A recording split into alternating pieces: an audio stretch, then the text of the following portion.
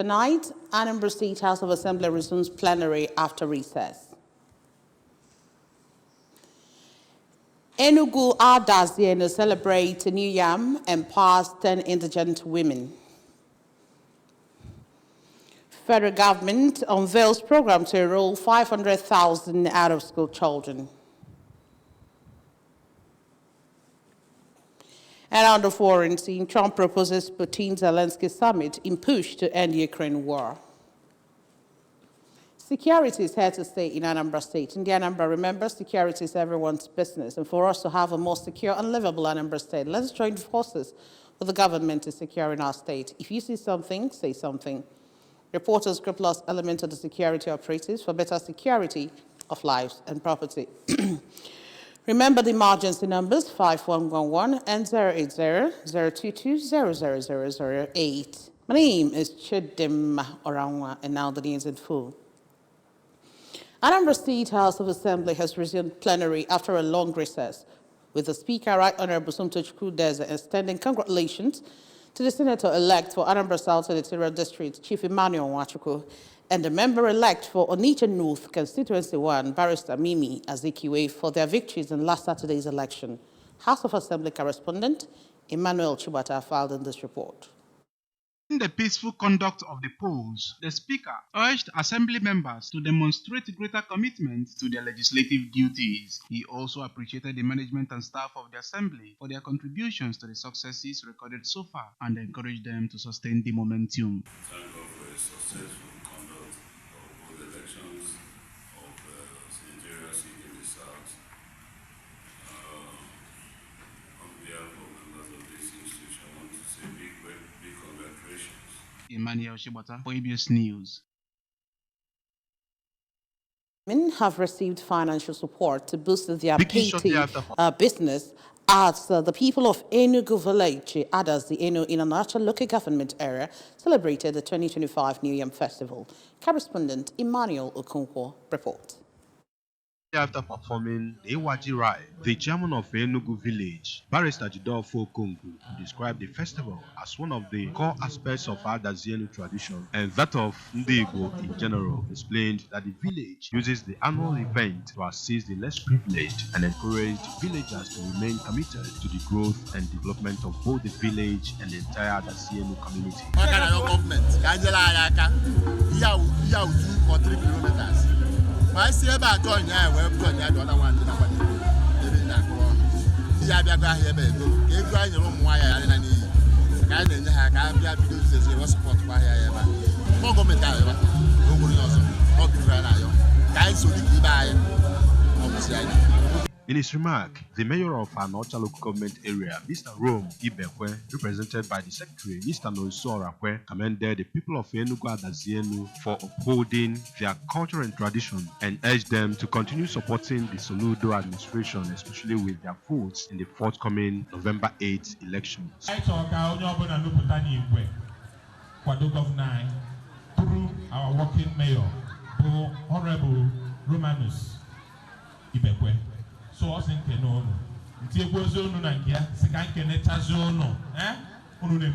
some illustrious sons of the community, including Prince Chike Okongu, Chief Nemeka Enebowa, and Chief Amechi Chuhoka, described the New Yam Festival as a unifying event for the village and community members and advised the Enugu Adazienu to always be their brothers' keepers. From Enugu Adazienu in our Anocha Council area, I am Emmanuel Okonkwo reporting for ABS News.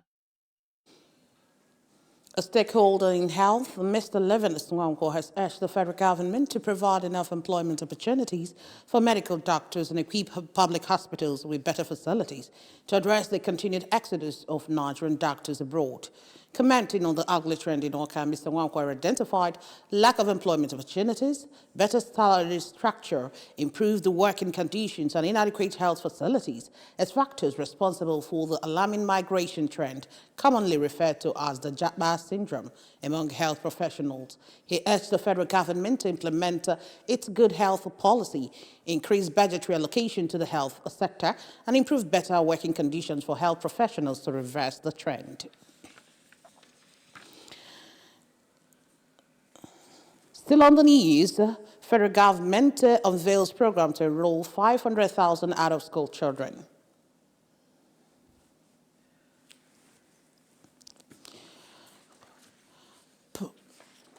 Trump proposes a Putin-Zelensky summit in push to end the Ukraine war.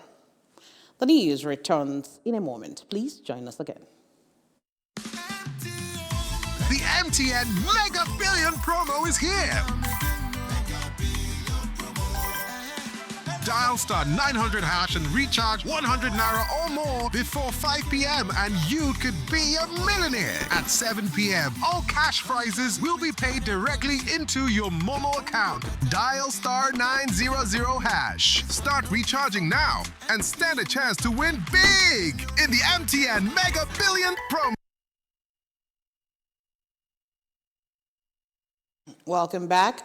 The National Commission for Mass Literacy, Adult and Non-Formal Education has commenced a two-day training for enumerators on automated data collection tools aimed at tackling challenges of out-of-school children.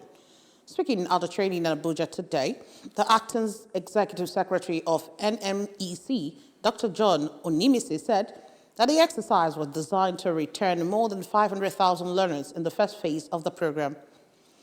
According to him, the enumerators are to capture data on youth aged 15 years and above who dropped out of school or never had the opportunity to continue their education, noting that the emphasis of the program was not only on literacy, but also on vocational training.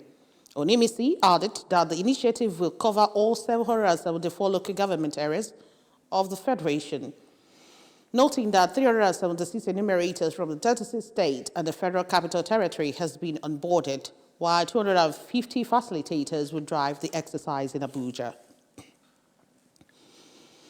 And on the foreign news, United States President Donald Trump has announced plans to convene a face-to-face summit between the Russian leader Vladimir Putin and Ukrainian President Volodymyr Zelensky in his latest bid to end Moscow's war in Ukraine. Trump's proposal came as he hosted Zelensky and top European leaders, including French President Emmanuel Macron and United Kingdom Prime Minister Keir Starmer at the White House for talk meetings on ending the conflict, which has raged since Russia's full-scale invasion of Ukraine in February 2022. Trump said he had begun an arrangement for the summit after speaking with Putin by phone, and that he would hold a trilateral meeting with his Russian and Ukrainian counterpart, following their two-way meeting, saying that this was a very good early step for a war that has been going on for almost 4 years. Over now to sports. The Nigeria Women's Football League, NWFL, has announced venues and dates for the 2025 Women's Championship. The Women's Second-Tier League, which is called the Championship, will be held in Abia State from September 11 to 21, 2025. The NWFL Chief Operating Officer, Mudukme Shabi, confirmed this in a press release yesterday. Shabi said that a total of 17 clubs have registered for this year's edition and will be drawn into 4 groups ahead of the kickoff. The competition will serve as a pathway for clubs seeking promotion to the NWFL, as 4 promotion tickets are available for the upcoming 2025-2026 season. And that's just about it on the news tonight. But before we go, a quick reminder that you can follow news and programs on ABS from any part of the world via our website, www.absradiotelevision.com. Subscribe to our YouTube channel on ABS Radio Television.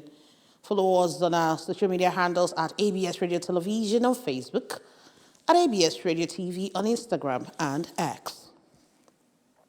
Our top stories again.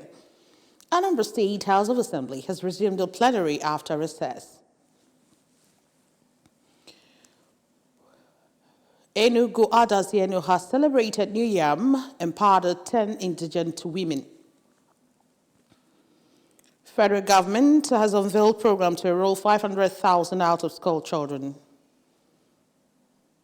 And on the foreign, so we told you that Trump has proposed a Putin-Zelensky summit in push to end the Ukraine war. Remember that security is here to stay in Anambra State. In the Anambra, security is everyone's business, and for us to have a more secure and livable Anambra State, let us join forces with the government in securing our state. If you see something, say something. Report and scrupulous element to the security operatives for better security of lives and property. Remember the emergency numbers 5111 and 080-022-00008. And that's it on the news tonight. Thank you for joining us. My name is Chidima Orawa. Good night.